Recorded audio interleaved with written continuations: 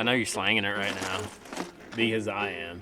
Yeah, jerkbait, absolutely killer. And it doesn't stop, dude. Like late fall, winter, and then into spring, especially as the water temps get cold and then they start warming up, these fish, as we know by forward-facing sonar, they suspend. But what I want to tell you about today is something no one does with a jerkbait. I can 100% guarantee it because I've talked to my buddies about it and they're like, "You're doing what?" And I put up a video on it a couple years ago, and that bite is kicking back in, and it's absolutely stellar. I got a few different tweaks to it to do it a little bit differently with some new baits that are out, but you're going to want to watch this, especially if you love throwing a jerkbait, or if you're not closing the deal on your jerkbait right now, and you're like, dude, I know they're there, I know they're biting a jerkbait, they just will not eat mine. Hit that like and subscribe button. I'm gonna give you some juice. Bro, like that, if you want them to eat a jerkbait, boys, that's how you freaking have them eat a jerkbait.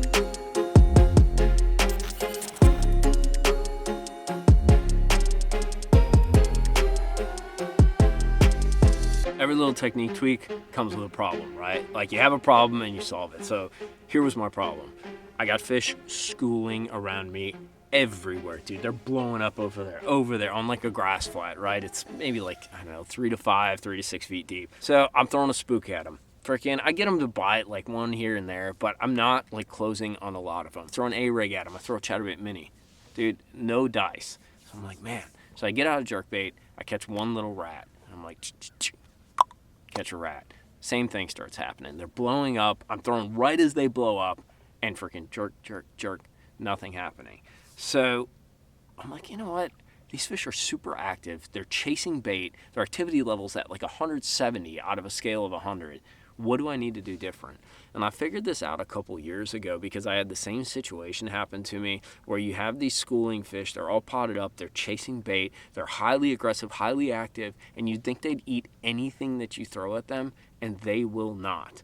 So what I started doing is I would make that same cast with that jerkbait, bomb it on out there, dude. I'm actually using kind of a unique rod. Let me show that to you real quick. So I'm using a sort of a longer rod. This is a Halo XD3. It's actually their crankbait series rod. It's a 7.3 medium, but it has that sort of that crankbait taper, that crankbait sort of action to it. So it has a much more moderate bend. And to get it down, I want to, and that's a part of this technique actually, you need to sort of like do a couple twitches right off the bat, because what you're going to end up doing, and this is just mind-blowing, the coolest things are usually the simplest, right, is burning it.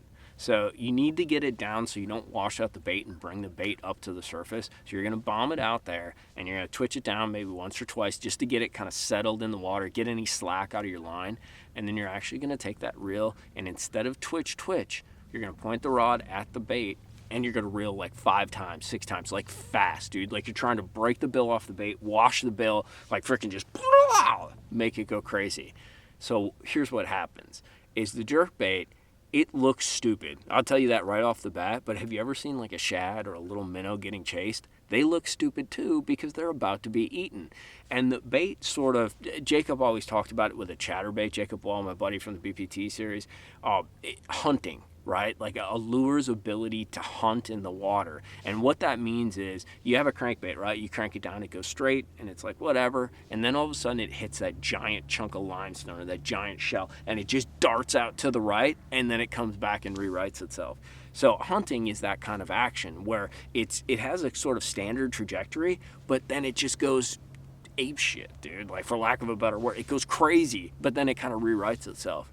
And what you'll find happens is with this jerkbait, the exact same thing occurs. So you have this bait moving so super duper fast, it's scrambling all over, and then it goes right, left, and almost, sometimes it even like turns over or jumps out of the water, and then all of a sudden it rights itself.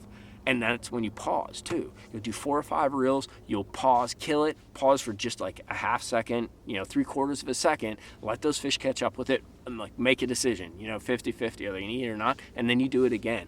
It's sort of like, I think Tactical Bassin talks about high-speed cranking a bit for some of these deeper suspended fish during winter. This is like high-speed cranking a jerkbait, and it's killer.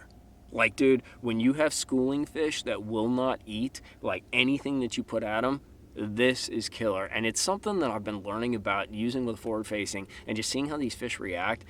In a lot of situations, I think we underestimate how fast these bass really want the bait presented to make them react. Like, it's actually mind-blowing how fast they will eat a lure that's presented to them, or how fast you need to present the lure in order for them to actually eat it. And that's exactly what you're achieving with the jerkbait. Is you're fishing it, it has this wild dynamic action going all over, looks just like a shad that's getting chased, about to be eaten, and dude, it pauses or darts out real funky, like something they're not used to seeing, and they freak out, dude. It's absolutely killer, and it works on these schooling fish, or if you have subsurface schooling fish that you're trying to get to react and they won't pay attention to anything else, it freaking works.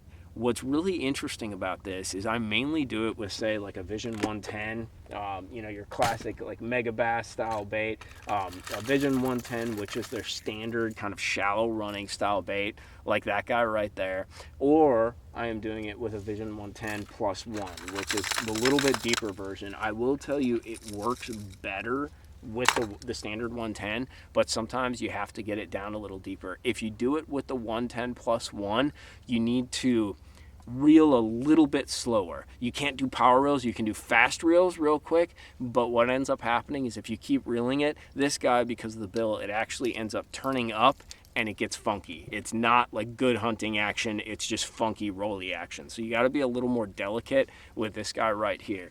This is the softer action style. If you're looking for something a little more aggressive, that's when I go to the Stunna. The Stunna has a little bit more of an aggressive action, but here's the deal. These two jerkbaits are very different. The Stunna will slightly sink, and the 110 will usually stay pretty much suspended. There are some situations with water temperature and water pressure where it does sink, but the 110 is going to stay a little higher, the Stunna is going to get a little bit deeper.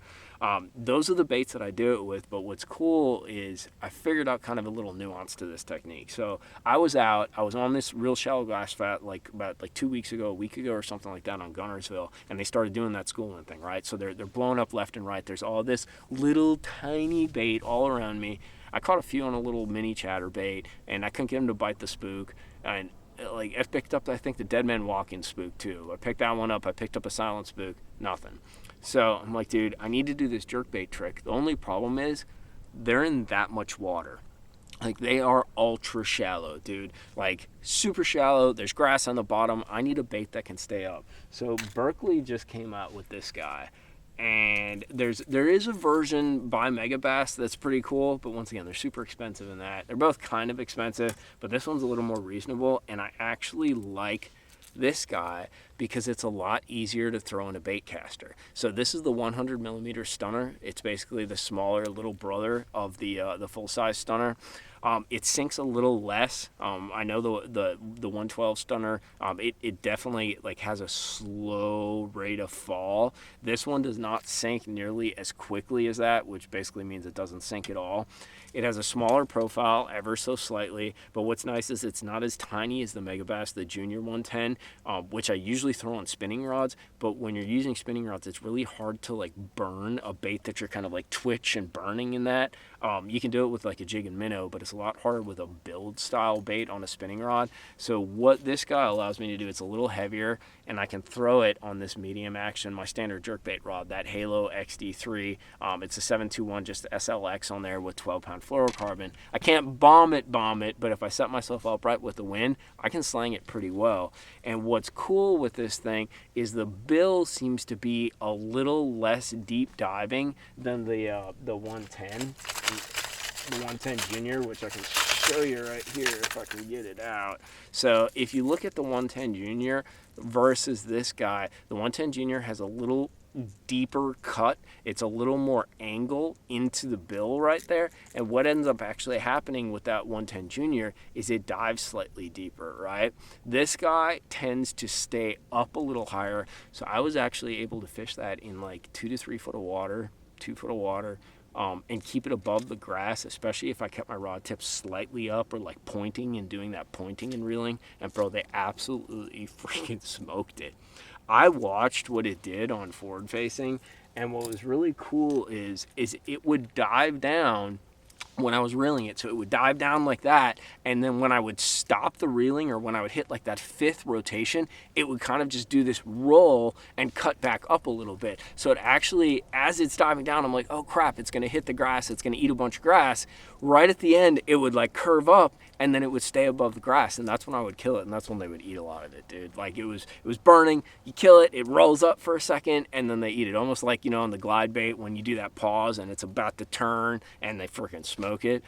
But this thing is absolutely naughty, and it's a little tweak to that jerkbait presentation, that reeling a jerkbait or burning a jerkbait, high speed jerkbaiting. I don't know what you want to call it. Maybe I'm stealing that from Tactical Bass. And especially when you have these fish that just don't seem, no matter how many times you change the size of your bait, usually that's the solution, right, with these schoolies, is you change the size of your bait. There's sometimes when you change the size over and over again, it's really more about speed and figuring out how fast they need that bait, or how fast you can get that bait in order to make them react, because that's how the actual natural bait is behaving around them, so you have to mimic that. But I thought you guys would be interested in this. Jerkbait's kind of proven itself as a 365-day-a-year lure, but I haven't heard many people talking about reeling or burning a jerkbait like this. It's something, like I said, I talked about 2 or 3 years ago when I absolutely smoked them on it, and it's definitely playing into my arsenal and sort of the pattern that's happening right now with all these schooling fish. Hope you guys enjoyed this. I'll put links to the 100mm Stunner, the Megabass, all that kind of shenanigans at Monster Bass and Tackle Warehouse for you guys to go to check out.